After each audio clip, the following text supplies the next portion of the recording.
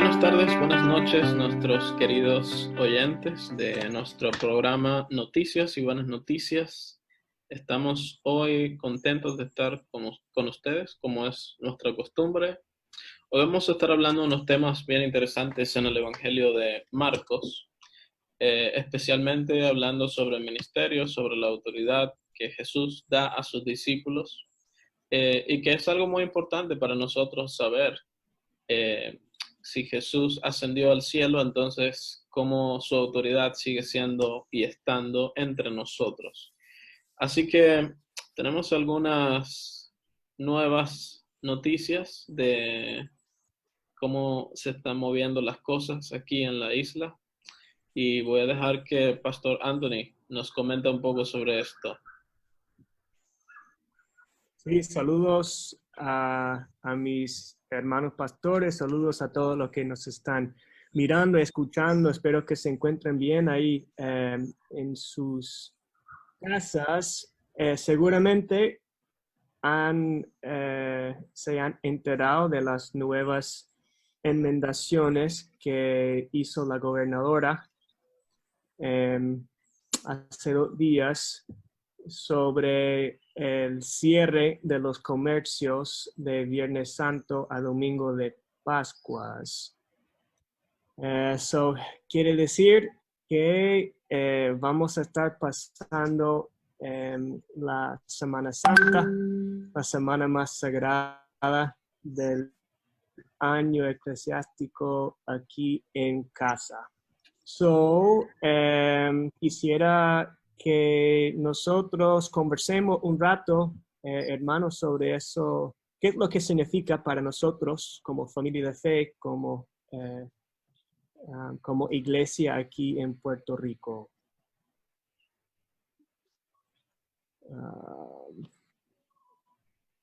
Entonces, ¿se puede ir a la playa? Sí, la verdad que por la primera vez creo que al menos esa tradición que realmente no tiene tanto que ver con la Semana Santa, no se va a tomar todos los pensamientos del público. Perdón, tengo un mosquito aquí. No está de toque de queda el mosquito. Sí, claro.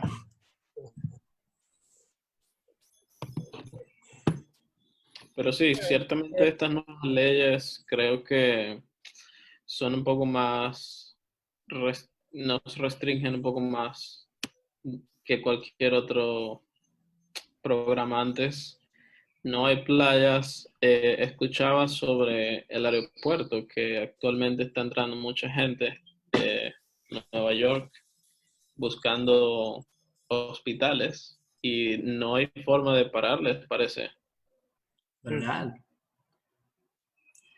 La ¿Cómo? situación, no había escuchado esto. Escuché algo de que como nadie está siguiendo las reglas en el aeropuerto en cuanto a las medidas de prueba y cuarentena, están hablando de cerrar todos los vuelos o están al menos amenazando esto. La verdad que estamos llegando a cada día más a un punto muy extremo. Comparando también a familia en los Estados Unidos, tenemos aquí los controles quizás más fuertes, aunque al otro lado tenemos menos casos que la mayoría. Uh-huh. Sí, decían también que hoy habían muerto la persona más joven en toda la lista con 40 años. Eso muy lamentable, de verdad. Aquí en Puerto Rico. Sí. Es fuerte. Sí, de verdad que la situación está bien dura y nos presenta un reto significativo a la iglesia, ¿verdad? Esto se supone que es la semana más importante, por decirlo así, ¿verdad? Más solemne y más especial para nosotros. Es la semana que esperamos, ¿no? todo el año y duele, ¿no? El no poder estar juntos con los hermanos de la fe y acompañándonos los unos a los otros, acompañando a Cristo en su viaje de pasión y a la cruz para morir por nosotros.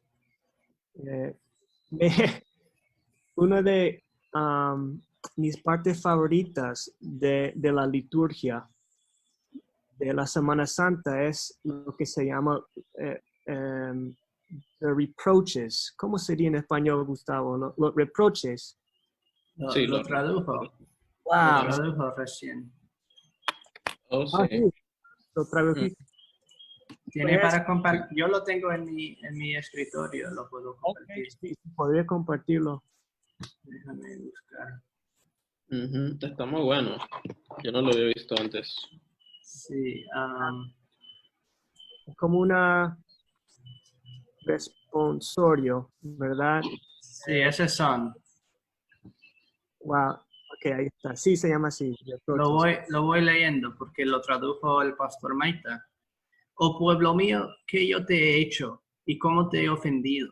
Respóndeme, porque yo te traje desde la tierra de Egipto. Tú has preparado una cruz para tu Salvador, el Hagios. Santo Dios, el único santo poderoso, único santo poderoso, único santo inmortal, ten misericordia de nosotros.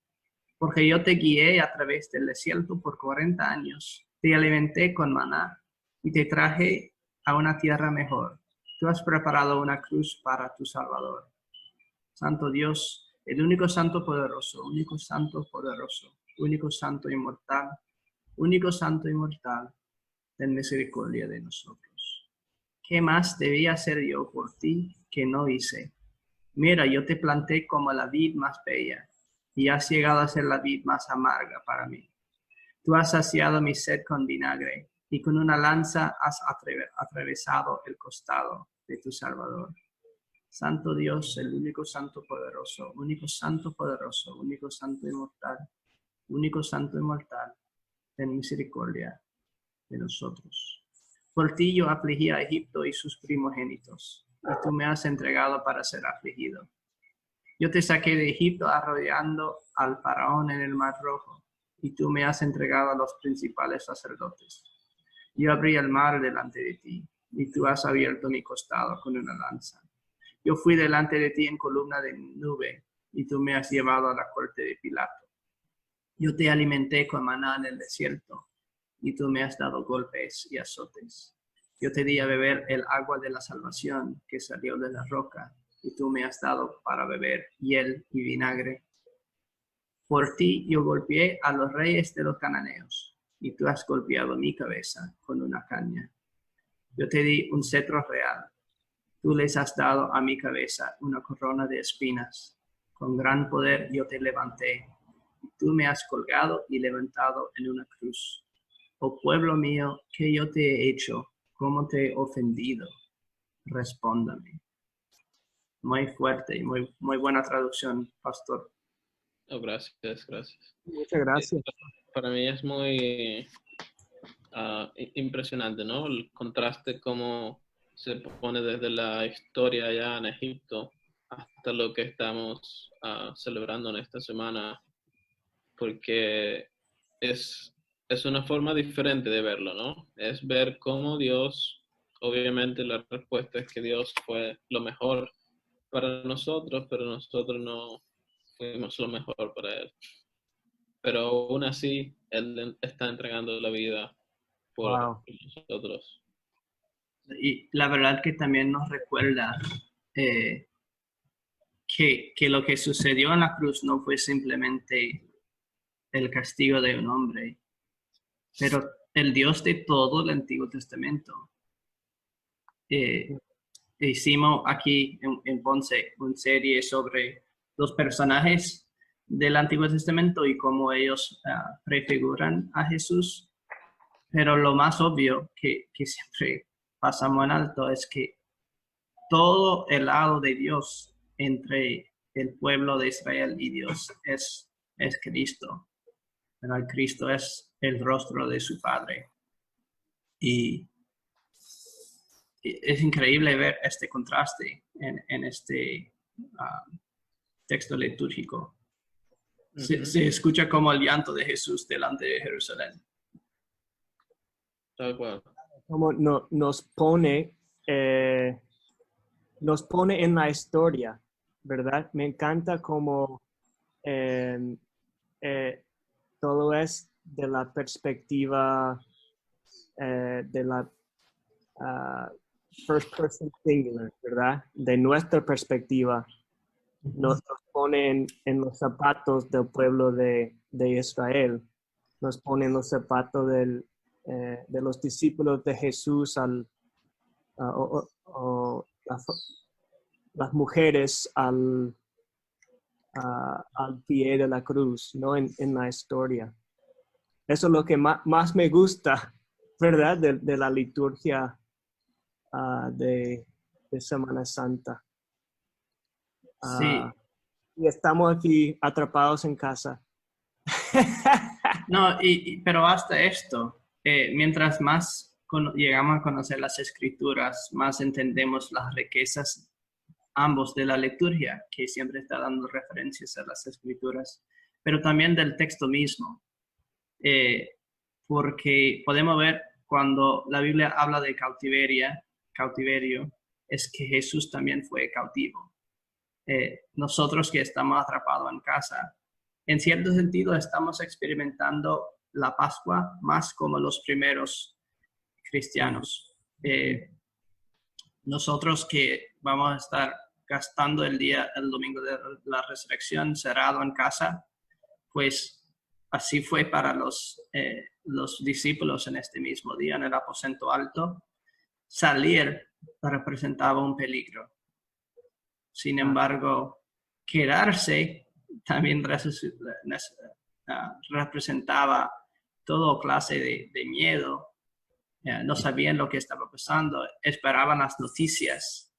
Hay una película que salió hace algunos años, se llama Risen, creo.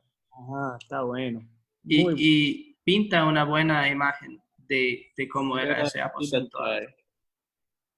¿Cómo? Pensé que era Chita Chai. Sí. Eso también está bueno, muy bueno. No, pero pinta bien en la imagen de ellos. Tienen mucho miedo. Están pensando que es el fin del mundo. Y es en este contexto. Imagínate, ahora nosotros que estamos atrapados en casa, si nuestro Señor entrara por nuestra puerta cerrada con llave y diría, paz sea con ustedes. Este es como eran recibidas estas palabras. Y Él viene a nosotros y nos dice paz a ustedes. Entonces, en cierto sentido, esa sería la mejor Pascua que vamos a experimentar hasta que vayamos a estar con Él en la gran fiesta. Tal cual, quizás una diferencia para mencionar es que tenemos algunas actividades nosotros diferentes de los discípulos en aquel tiempo, ¿cierto? Porque vamos a estar teniendo nuestro próximo estudio bíblico este jueves a las 8 para hablar sobre la Santa Cena.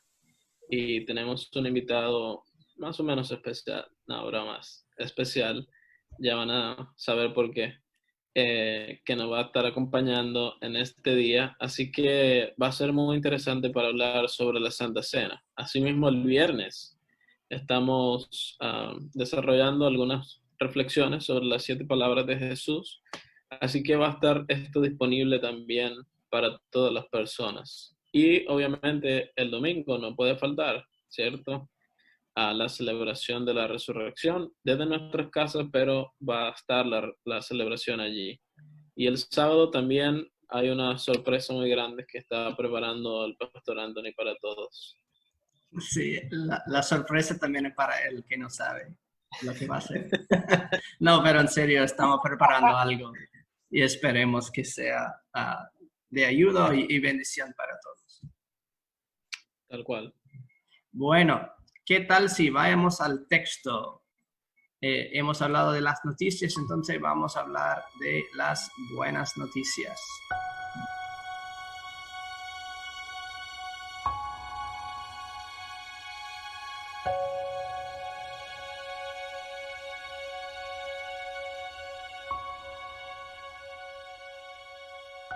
Entonces continuemos nuestra lectura del capítulo 3 de San Marcos. Para dar un breve repaso, habíamos hablado la semana pasada de dos historias, el hombre de la mano atrofiada y la multitud a la orilla del lago. Entonces todavía seguimos en la ciudad de Capernaum. Jesús está haciendo su ministerio de expulsar demonios, sanar a la gente, pero también está recibiendo algunas críticas de las personas, especialmente las escribas y fariseos de Capernaum. Entonces hay un poco de conflicto y es ahí que entramos a la primera lectura para hoy, que es la elección de los 12 apóstoles. Interesante que aparece aquí.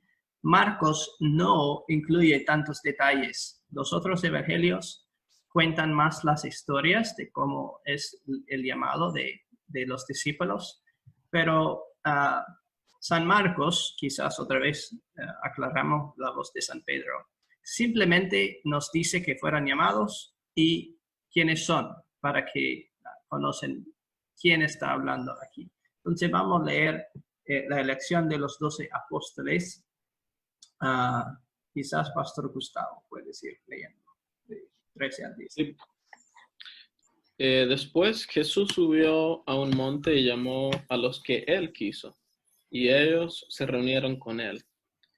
A 12 de ellos los designó para que estuvieran con él, para enviarlos a predicar y para que tuvieran el poder de expulsar demonios. Estos 12 eran Simón, a quien puso por nombre Pedro, Jacobo y su hermano Juan, hijos de Zebedeo, a quienes le puso por nombre Boanerges, que significa hijos del trueno, Andrés, Felipe, Bartolomé, Mateo, Tomás, Jacobo, hijo de Alfeo, Tadeo, Simón el cananista y Judas Iscariote, ¿quién fue quien lo traicionó? Ok. Entonces, vamos al texto, a conversarlo un poco. Primero, una de las cosas que me llamó la atención es en este primer par de versículos tenemos un detalle que no aparece en Mateo, sin embargo Lucas lo expande, pero como pastor me llamó la atención. Después Jesús subió a un monte. ¿Por qué Jesús va al monte para llamar a los discípulos? En el texto, a lo largo de los evangelios, Jesús va a los montes para orar. Siempre está orando en el monte. Es la manera que él se aparte de la gente. También predica en el monte, se revela en la transfiguración para los discípulos en el monte. Y en San Lucas nos dice que él se fue antes de llamar a los discípulos, se fue a orar. Ese me llamó la atención, porque antes de llamar, ora a su Padre acerca de lo que está al punto de hacer. Y uno se pregunta, ¿de qué debería haber orado Jesús? Quizás él estaba orando por los mismos discípulos, por su ministerio que iba delante de ellos. Pero también otro detalle que sacamos de San Lucas, dice que él estaba considerando y viendo que el pueblo era como ovejas sin pastor, ¿verdad? Entonces él también, estaba pensando en las personas que necesitaba de este evangelio. Entonces, cuando llamó a los discípulos, los llamó con un propósito. Estaba pensando en ellos y estaba pensando también en las personas que necesitaban tanto del evangelio, que él necesitaba que otros también forman parte de su ministerio. Entonces, ese me llamó la atención. Y también este consuelo como pastor, que Jesús también oraba por sus discípulos y ora por nosotros, sus ministros, y por el pueblo.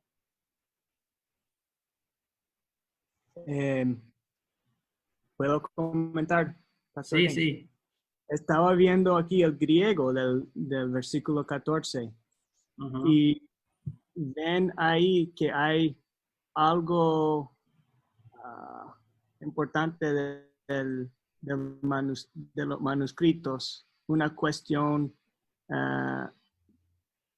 sí, eso, del texto. Parece que eso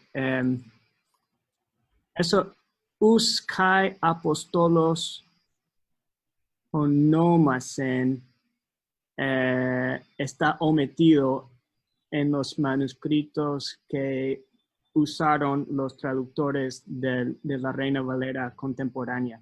No lo incluye. Aunque lo incluyen aquí, me parece. Elección de los 12 apóstoles. Pero más que solo elección, diría yo, porque onomasen es el verbo para nombrar. So dice, son los que nombró Jesús. Que entonces va muy de la mano con la oración. Me hace pensar que estamos viendo aquí lo que luego llega a conocerse como la ordenación. Lo entendemos hoy como la ordenación, que consiste en orar por los hombres que son que han sido aprobados por la iglesia y nombrarlos y ponerlos en su oficio de predicación. Sí. Bueno, y aun si este texto es omitido quizás debemos explicar cuando hay texto en el griego en braquetas, ese solamente quiere decir que algunos manuscritos antiguos lo contienen, pero no los más viejos. Entonces lo incluyen en el texto griego, pero es posible de que este texto no sea parte del texto original.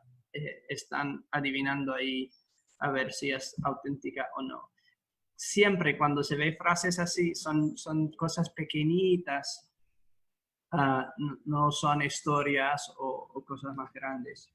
Pero yo creo que esta palabra, epoisen, capta la misma también, porque en su significado es como hacer, pero también puede ser cometer o designar, ¿verdad? Entonces, los hace apóstoles, los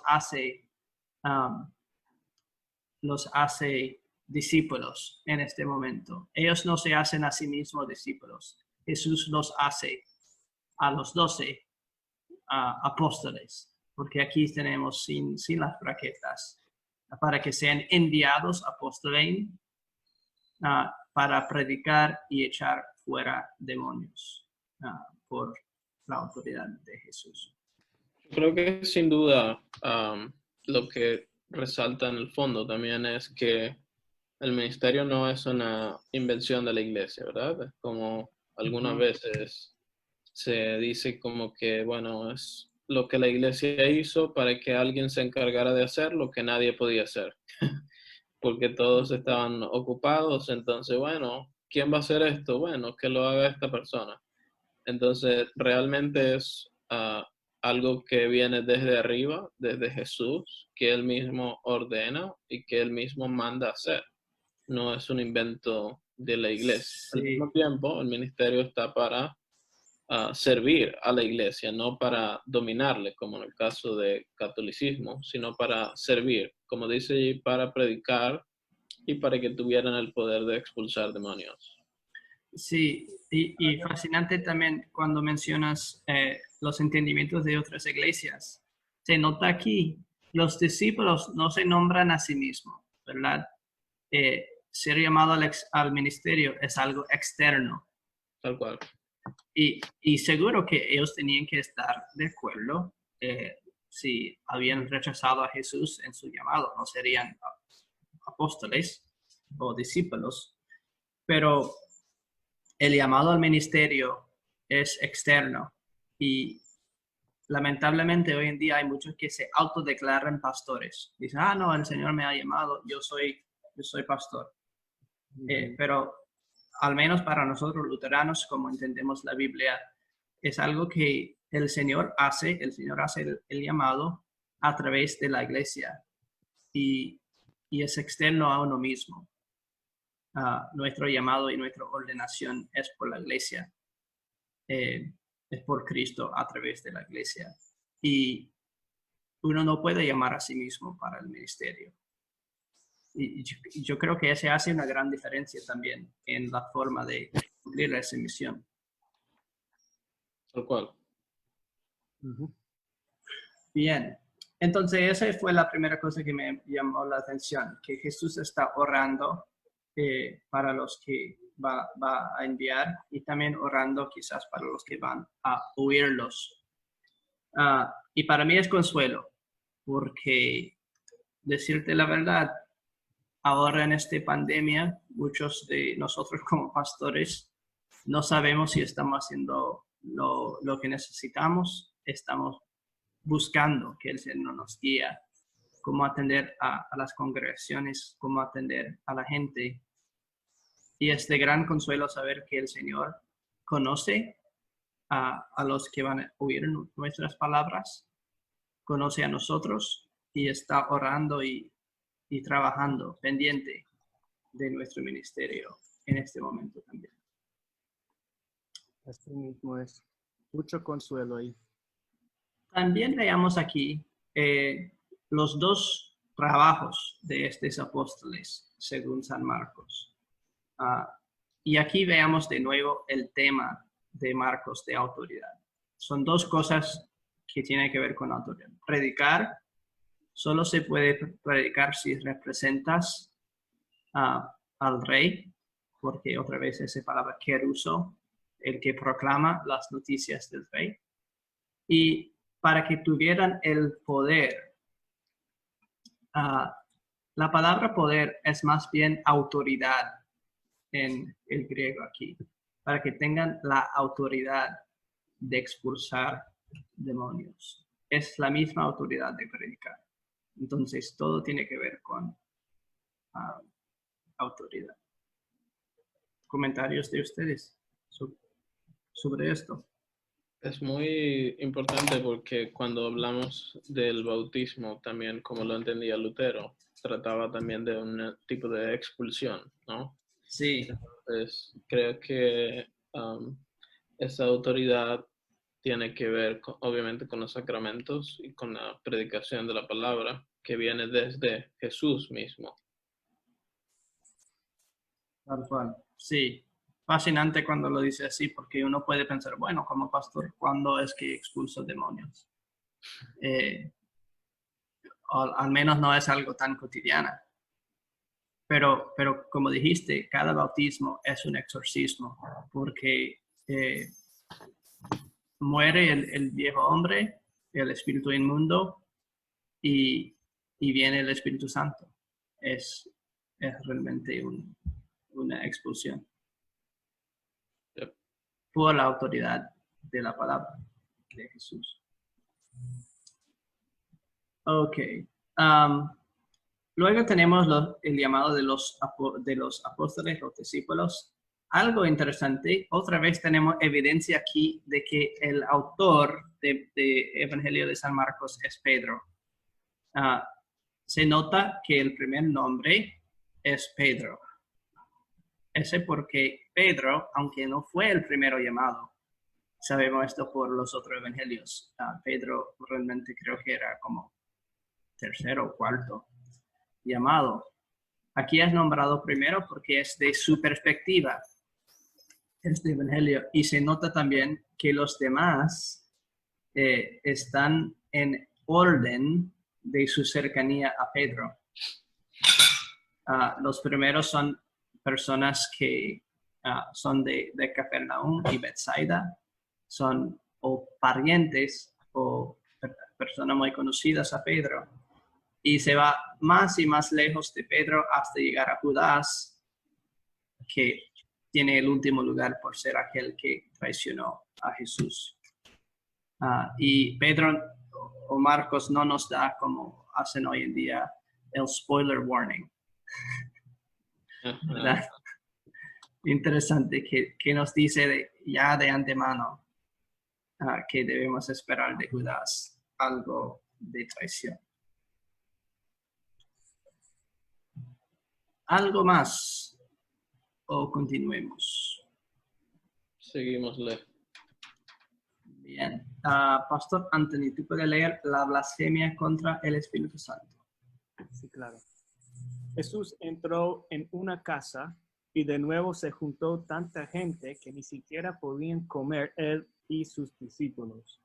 Cuando sus familiares lo supieron, fueron para llevárselo, porque pensaban que estaba fuera de sí. Pero los escribas que habían venido de Jerusalén decían: a este lo domina Beelzebú, y expulsa a los demonios por el poder del príncipe de los demonios. Entonces Jesús los llamó y en parábolas les dijo: ¿y cómo puede Satanás expulsar a Satanás? Si un reino se divide contra sí mismo, no puede permanecer. Si una casa se divide contra sí mismo, tampoco puede permanecer. Y si Satanás se subleva contra sí mismo y se divide, tampoco puede permanecer. Su fin habrá llegado. Nadie puede entrar en la casa de un hombre fuerte y robarle sus pertenencias si antes no lo ata. Entonces sí podrá saquear su casa. De cierto les digo que a todos ustedes se les perdonará todo pecado y toda blasfemia, pero el que blasfeme contra el Espíritu Santo jamás será perdonado, sino que será culpable de un pecado eterno. Y es que ellos habían dicho: este tiene un espíritu impuro. Ok. Entonces, algunas cosas aquí que nos llaman la atención. Hay muchas referencias al Antiguo Testamento en este perícope aquí que tenemos que explorar, ¿verdad? Jesús está haciendo acusaciones que las escribas, más que nadie, deben entender. Y ellos también están haciendo referencias al Antiguo Testamento que son especialmente crueles, podemos decir, sobre Jesús. Pero primero tenemos este detalle interesante en versículo 20. Jesús entró en una casa y de nuevo se juntó tanta gente que ni siquiera podían comer él y sus discípulos. ¿Por qué le parece que San Marcos incluye este detalle? Creo que demuestra que Jesús es verdadero hombre, ¿no? Porque la historia viene tan rápido y viene con tantas cosas increíbles mostrando el poder y la autoridad, pero es como al mismo tiempo para decir, ya va, pero Jesús es verdadero Dios, pero también es verdadero hombre, porque él tenía que comer, ¿no? No era un superhéroe corriendo y que no tenía nada que ver con alimentos, sino es verdadero hombre también.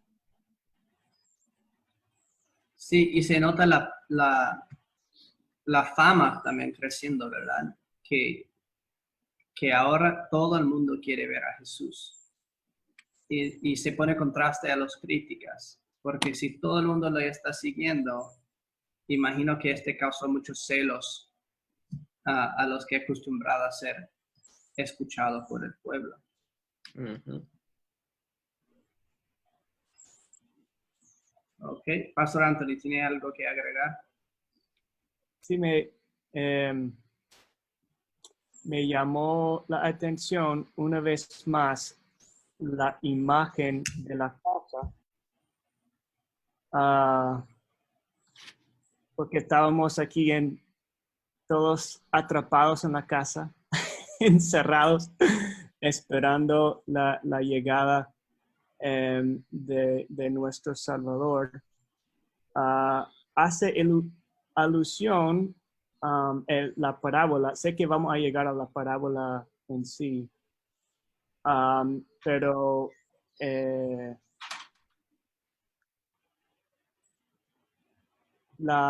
perdón, se me cortó. En la historia del pueblo de Israel, ellos están atrapadas en una casa de esclavitud. De hecho, en los reproches que acabamos de leer, la primera, que está basada en Malachi 3, usa la palabra casa de esclavitud, ¿no? Entonces Jesús, en esos reproches, Jesús está preguntando a su pueblo, a nosotros, que se han olvidado de que yo les he liberado de la casa de esclavitud y me han puesto aquí en una cruz, ¿no? Entonces estamos, en esta parábola, estamos en la casa del mundo que pertenece bueno, parece que el dueño es el príncipe de los demonios, ¿no? El hombre fuerte. Y estamos atrapados ahí. Pero Jesús llega, Jesús entra a la casa. Jesús es el hombre aún más fuerte, quien ata al hombre fuerte para poder saquear las pertenencias de él, de la casa. Entonces, Jesús viene para sacarnos de nuestra esclavitud, la casa de esclavitud, y eso me llena de mucha esperanza. Ok, estoy hablando mucho. Sorry. No. Sí, otra cosa aquí interesante es que Marcos, aunque va a contarnos otro relato, primero prepara la próxima. Cuando sus familiares lo supieron, desde Nazaret lo están escuchando lo que está pasando. ¿Y qué es su reacción? Bueno, ahora Jesús está haciendo tantas cosas que la gente ni siquiera le deje comer. Entonces van a poner fin a esto. Están preocupados por él. Dice aquí, pensaban que estaba fuera de sí. En el griego, que estaba sin su mente, que había perdido su mente.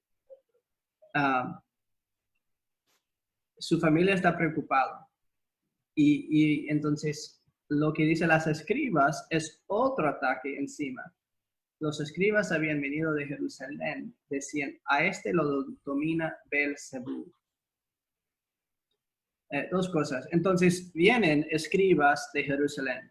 Para la gente del norte, de Capernaum, que venga de Jerusalén, quiere decir que son los eruditos, son los de alta clase, tienen más autoridad de los locales allá en Capernaum.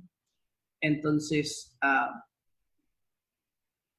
hay una amenaza aquí nueva, los de Jerusalén, que vamos a ver a lo largo del Evangelio.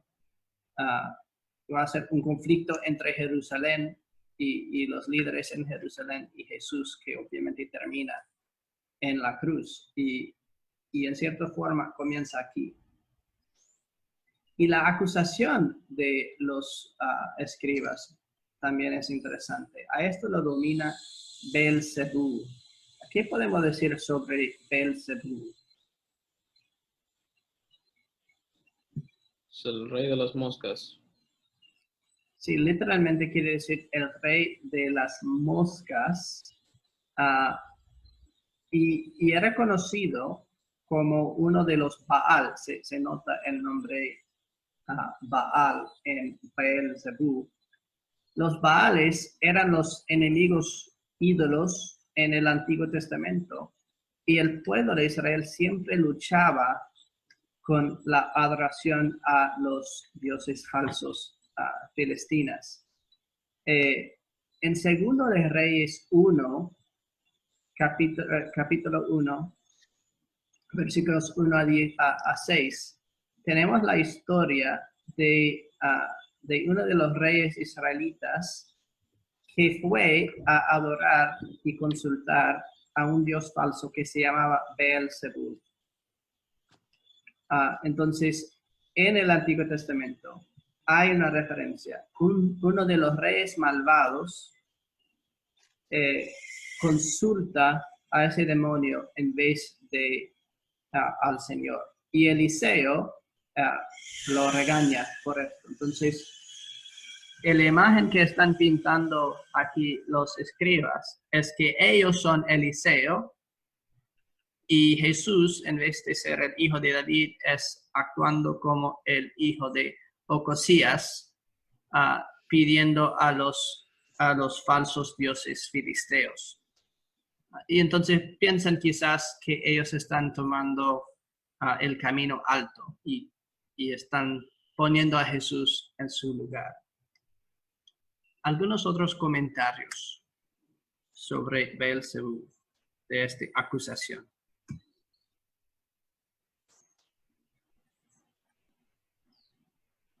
Bueno, si no, seguimos. Entonces Jesús plantea, quizás podemos llamarlo una historia para que piensan de lo ilógico que están diciendo. Entonces Jesús los llamó y en parábolas les dijo, ¿y cómo puede Satanás expulsar a Satanás? Si un reino se divide contra sí mismo, no puede permanecer. Si una casa se divide contra sí misma, tampoco puede permanecer. Y si Satanás se subleva contra sí mismo y se divide, tampoco puede permanecer. Su fin habrá llegado. Este versículo son famosos también por ser utilizados por el presidente Lincoln, ¿verdad? En la guerra civil en los Estados Unidos. Pero para los israelitas, ¿qué va a sonar?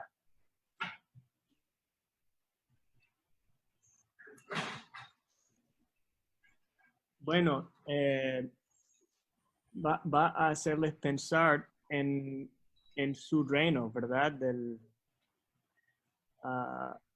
Cuando se dividió el reino de su pueblo en la parte norte y la parte sur. Sí, y de hecho es irónico, ¿verdad? Porque si los escribas están acusando a Jesús por ser como uno de estos reyes en la división del reino, él ahora está diciendo, bueno, si es así, entonces Satanás está atacando a Satanás. Es muy sutil lo que hace Jesús aquí, porque utiliza la historia de Israel, la casa dividida de David, la casa que se rompe en Israel y Judá, para regañarlos, a decir, ustedes que creen que conocen tanto de la historia, deben entonces saber que un reino que se divida contra sí mismo, se cae. Jesús no viene a dividir el reino, sino para unir el reino, ¿verdad? Él es el hijo de David, él viene con su autoridad. Y luego Jesús hace una comparación muy sorprendente, muy llamativa. Jesús se compara a sí mismo como un ladrón. Dice, nadie puede entrar a la casa de un hombre fuerte y robarle sus pertenencias si antes no lo ata. Entonces sí podrá saquear su casa. ¿Quién es el hombre fuerte y quién es el ladrón? Bueno, en este caso Jesús es el ladrón y Satanás es el hombre fuerte. En los tiempos de Jesús, una casa quizás no fue tan seguro por sí. No tenían los candados y sistemas de seguridad que tenemos nosotros. El sistema de seguridad era la guardia de la casa, el hombre fuerte que guardaba la casa. Si querías robar a alguien, la manera que lo robarías, aunque fuera fácil entrar, es atar al que defiende la casa. Jesús está diciendo que él está atacando las posesiones del diablo y tomándolos por sí mismo. Lo que posea Satanás, ahora Jesús lo va a tomar. Son personas que son poseados, ¿verdad? En cuanto a los demonios. Y Jesús es aquel que ataca al diablo, lo ata y lo toma de nuevo a sus posesiones. ¿Algún comentario sobre Jesús como ladrón? Bueno, como decía antes, lo llamativo para mí es que quiere decir que nosotros somos los tesoros de Cristo, ¿verdad?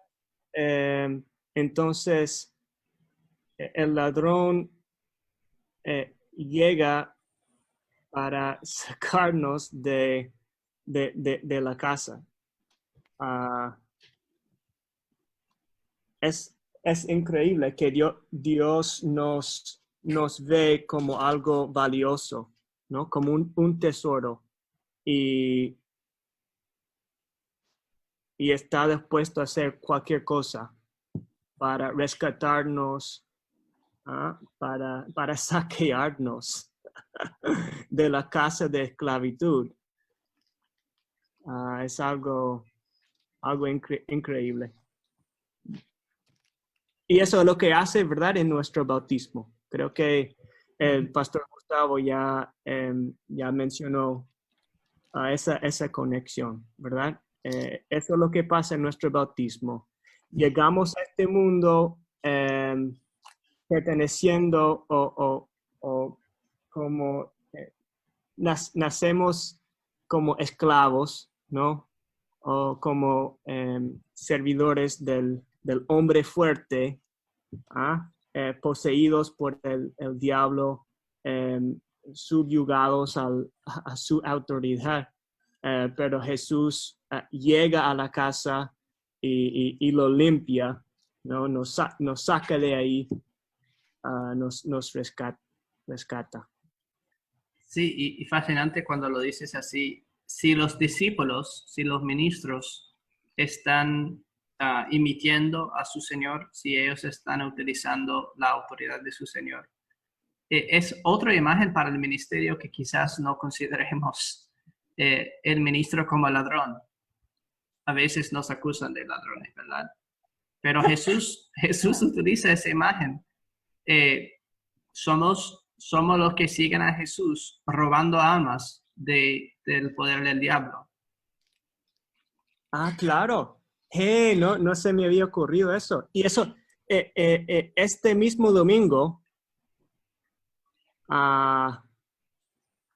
quizás llegamos a las casas, ¿no?, para pronunciar el perdón de pecados, ¿no? Bajo la autoridad del hombre más fuerte, ¿no? Pronunciamos. A pesar de que ustedes no se sienten atados en su casa bajo la autoridad del poder del diablo, en realidad están libres. Bajo la autoridad de la esposa. No lo dije yo. No te vamos a librar de la autoridad de sus esposas. Pero eso es el anuncio del pastor, ¿verdad? O el anuncio que tiene, todo cristiano, en cierto sentido, de anunciar que en Cristo el ladrón ha llegado a la casa para saquearnos. No sé si... Nunca he imaginado eso, pero en la confesión y absolución es como si fuera cuando el pastor anuncia y pronuncia la absolución. Es como ir al diablo, golpearlo en la cara y decir, lo siento, estás atado. Y tomar a la persona, librarlos.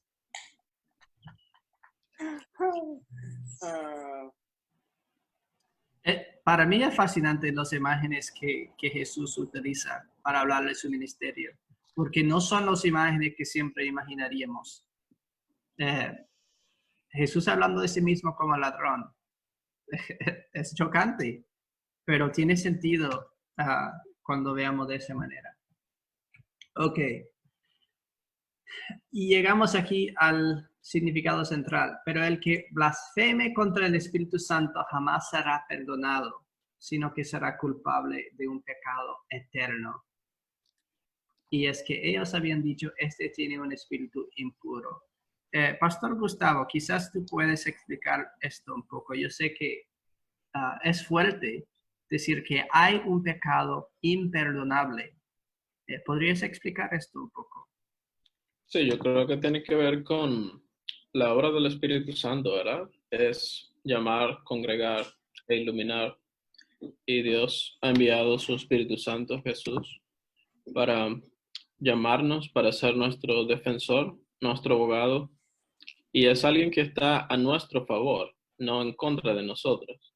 Entonces, es una mentira para decir que el Espíritu Santo puede estar en contra de nosotros, como ellos diciendo aquí que Él tiene un espíritu impuro, ¿no? Cuando realmente en el propio bautismo descendió el Espíritu Santo que ruega por nosotros ante el Padre. Es como decir una falsa acusación contra aquel que está a favor nuestro.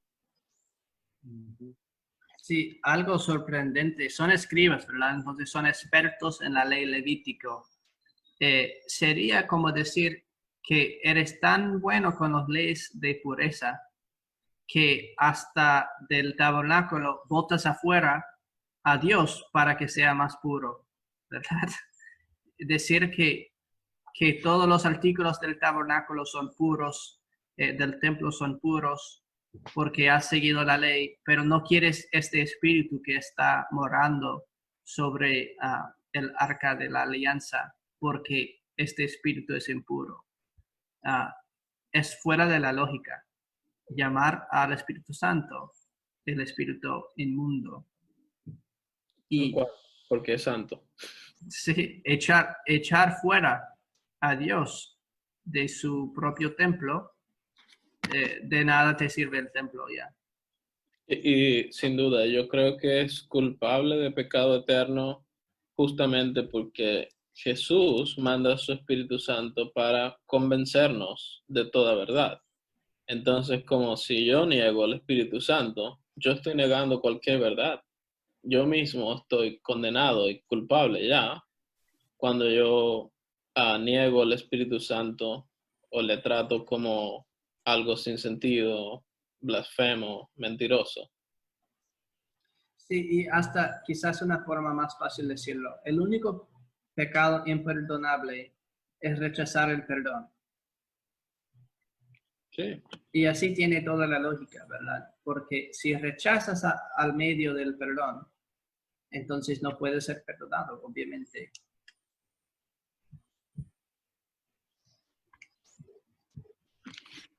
Bien, avanzamos. Es Ok, la madre y los hermanos de Jesús, lo voy a leer yo. Llegaron entonces la madre y los hermanos de Jesús, pero se quedaron afuera y mandaron a llamarlo.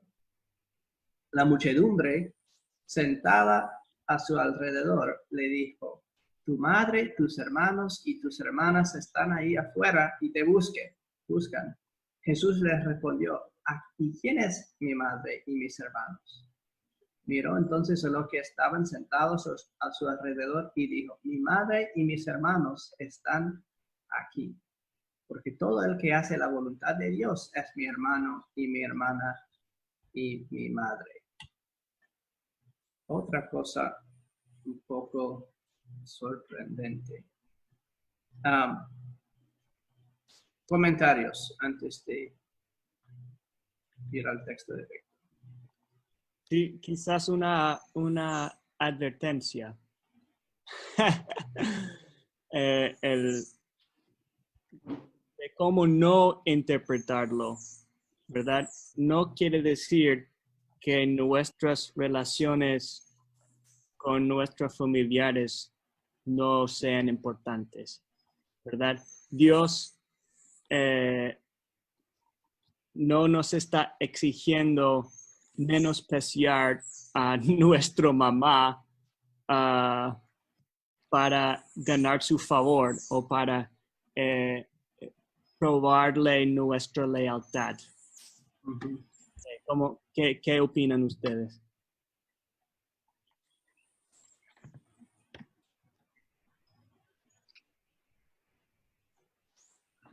Bueno, yo voy a dejar al pastor Gustavo.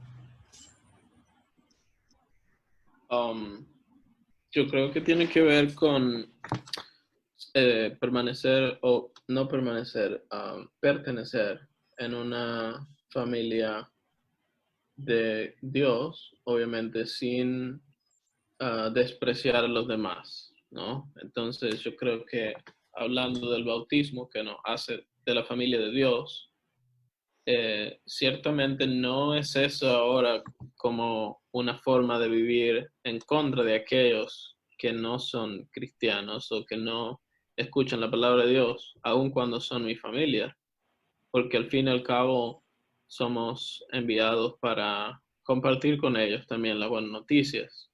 Entonces, es algo muy interesante porque para algunas religiones sí es un requisito bien estricto, ¿no? Es como cuando tú aceptas estar en la iglesia, entonces tú estás rechazando cualquier persona que no tenga nada que ver con la iglesia. Y tú vas a ser alguien que ya dejaste de tener una familia que no es la familia de la iglesia, ¿no? Era como un hombre que vi en Santo Domingo y él estaba mirando la pared de la casa porque no podía mirar a más nadie porque decía que se iba a contaminar por mirar a alguien que no tenía la misma fe que él.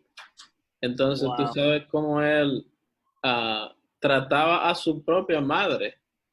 Él no veía a su madre venía a traerle comida y él estaba mirando la pared, solo hacía para agarrar el plato.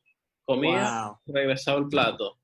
Es como, eso no es lo que Jesús está diciendo. De hecho, el mismo Lutero está defendiendo que nosotros tenemos vocaciones donde somos llamados a ser cristianos, en nuestra casa, con nuestra familia, en el trabajo, donde sea que vayamos, somos cristianos, ¿no? Y no podemos vivir como ignorando la realidad de tener que tratar con todo el mundo y amarles como somos nosotros amados.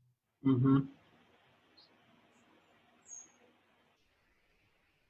Sí, creo que también ayuda si sabemos qué es el punto de Jesús, qué está diciendo Jesús. ¿Ya? Porque Jesús no solamente dice cosas chocantes para llamar la atención sin un significado. Ah, el contexto nos ayuda mucho aquí, porque en las últimas historias, hemos hablado mucho de quién está con quién, ¿verdad? ¿Con qué autoridad Jesús está haciendo lo que está haciendo? ¿Con quién, de quién representa? ¿Son los hijos de Israel o de Abraham o son los hijos del diablo? ¿Quién, quién tiene las conexiones más importantes? Y la lealtad de la familia y de la sangre era muy, muy importante. Hay que recordar que en el tiempo de Jesús había muchos pueblos viviendo uno encima del otro. Los samaritanos, los griegos, los judíos. Adentro de los judíos había los fariseos, los saduceos, los celotes, los esenes. Son grupos que saber quién está con quién es muy importante. Ahora, la familia de Jesús está preocupado que él está entrando en algo demasiado peligroso, ¿verdad? Entonces viene aquí. Y ahora todo el mundo quiere saber si Jesús va a ser alineado con su familia o con los nuevos que él ha encontrado en Capernaum. Y si leemos esto en el contexto también de la iglesia primitiva y de Pedro especialmente, veamos algo también importante. La cuestión de si un gentil realmente pudiera ser parte de la familia de la iglesia, era en la iglesia primitiva una gran punto de discusión. Y para Pedro, más que nada, porque recuerdas en el inicio de Hechos, Pedro estaba muy incómodo con la idea de que los no judíos, los que no tenían la sangre de Abraham, realmente serían incluidos, o cómo es posible que sean incluidos en la familia, en la gran familia. Y aquí veamos Jesús diciendo que los que son de la familia son los que tienen fe. Y esto no excluye a su familia. Más bien se incluye a los que no son de su familia de sangre, ¿verdad? Entonces no dice que mi madre no es mi madre. Dice, ¿quién es mi madre? Mi madre y mis hermanos están aquí, porque todo el que hace la voluntad de Dios es mi hermano y mi hermana y mi madre. Jesús más bien valora su madre como su madre por su fe en él, que su papel como la madre por sangre de Jesús, ¿verdad? Es más alta aún la conexión por la fe que la conexión por la sangre, aunque la conexión de la sangre no desaparezca por su vocación, ¿verdad? Él tiene un deber de hijo a su madre que no tiene a otros. Pero este concepto de que hasta María, su conexión es por su fe en Jesús. Si María hubiera rechazado a Jesús como Salvador, no podría entrar al cielo simplemente por tener la misma sangre. Obviamente María no hubiera hecho esto. Pero María se salva por su fe, no por su relación con Jesús. Y los hermanos, o pueden ser primos, ¿verdad? El texto es ambiguo en esto. Sus hermanos, luego en la iglesia primitiva, algunos de los familiares de Jesús, parientes, están en posiciones de autoridad. Y quizás la gente está preguntando, si es primo de Jesús, ¿tiene autoridad mayor que los discípulos? No. La autoridad viene ¿de qué? De la palabra de Jesús, como dice aquí, el que hace la voluntad de Dios. ¿Y de dónde escuchamos su voluntad? Por la palabra de Jesús. Entonces, todos tenemos, que seas tú primo de Jesús de Nazaret o que seas un taíno que no tiene nada que ver con la relación física con Jesús, tienes la misma oportunidad de estar hermano o hermana o madre en cuanto a la fe. Tal cual. La pregunta es para ver cuál es entonces la voluntad de Dios, ¿verdad? Porque ese es el requisito para ser de la familia. Entonces, al hablar, por ejemplo, del bautismo, de escuchar la palabra de Dios, estamos hablando de los mandamientos de Dios mismo, ¿no? Esa es la voluntad de Dios, que escuchemos su palabra. Es la voluntad de Dios que invoquemos su nombre. Es la voluntad de Dios que amamos al prójimo como nosotros mismos. Así que es muy claro esto y ciertamente nos pone dentro de la familia de Dios tener esos mandamientos que al fin y al cabo se resumen en una sola palabra, que es amor. Sí. Sí, tal cual. Bien, otro comentario sobre los textos que hemos visto hoy. Yo quedo muy contento con esos tres textos porque realmente para los cristianos nos da mucho consuelo primero saber que nuestro Señor sigue estando presente con su palabra, con la misma autoridad a través de aquellos que Él mismo ha llamado para predicar su palabra, que a pesar de estar aislados, podemos tener la palabra de Dios por estos medios, podemos seguir su buena voluntad de amar al prójimo, no saliendo a la calle para exponer a las personas. Amar al prójimo es también echarse hacia atrás, que podemos amar a Dios incluso ahora cuando leemos su palabra, cuando la escuchamos, que podemos juntos a través de estos medios poder seguir la misma palabra, cantar juntos, aunque no tan juntos, pero sí las mismas canciones, lecturas y todo. Así que para esta Semana Santa no es tan triste como todo pinta alrededor, siendo que nuestra alegría está en nuestro Salvador, en nuestro Señor.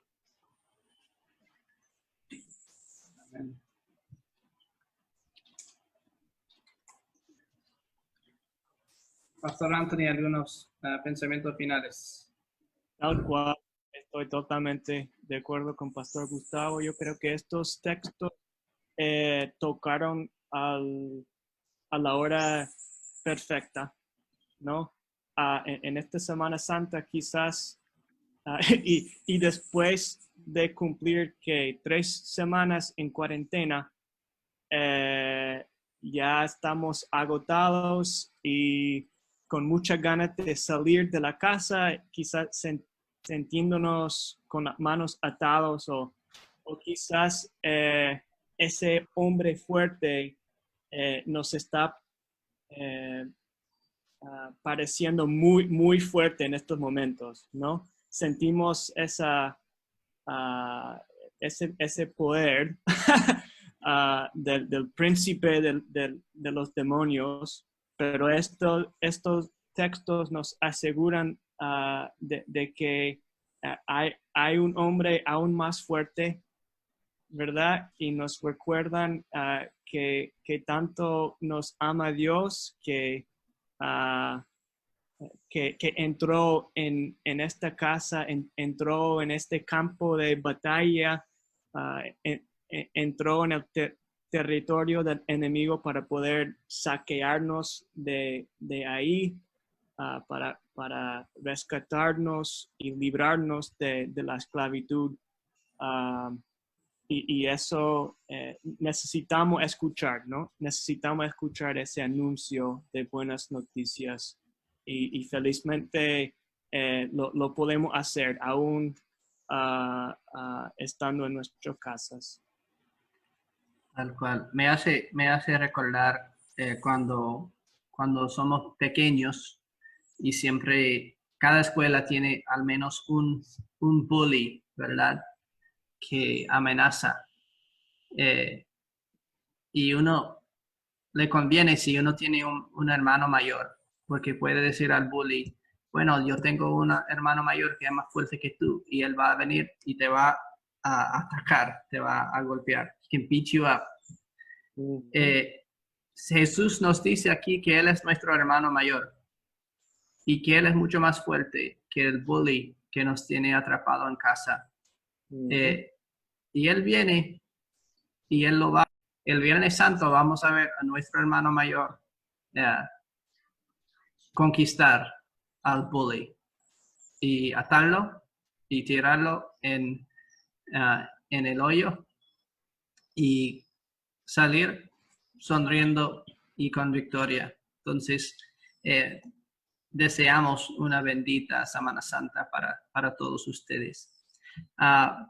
Vamos a encomendar a la clausura de nuestro estudio en oración. Esta vez lo voy a guiar yo, porque siempre lo hago a los otros dos hacer la oración. Oremos. Padre Celestial, nosotros somos débiles. Nosotros estamos atrapados en nuestras casas, en casas que parecen cada día más como casas de esclavitud. Estamos esperando que tú nos liberas. Sin embargo, Señor, tú nos has prometido que tú eres el hombre más fuerte, que tú eres aquel que puedes entrar donde nosotros no podemos salir, que tú vienes para rescatarnos del poder del diablo. Entonces, Señor, pedimos su protección y bendición sobre todos nosotros en nuestras casas aquí en Puerto Rico y alrededor del mundo. Pedimos que entras a nuestra casa, que atas al bully que nos tiene tan preocupado y que nos muestras la libertad verdadera en tu Hijo Jesús, en cuyo nombre oremos. Amén. Amén. Amén. Bueno, que pasan buenas noches a todos y nos vemos el jueves. Muchas gracias. Nos vemos el jueves. No se lo pierdan.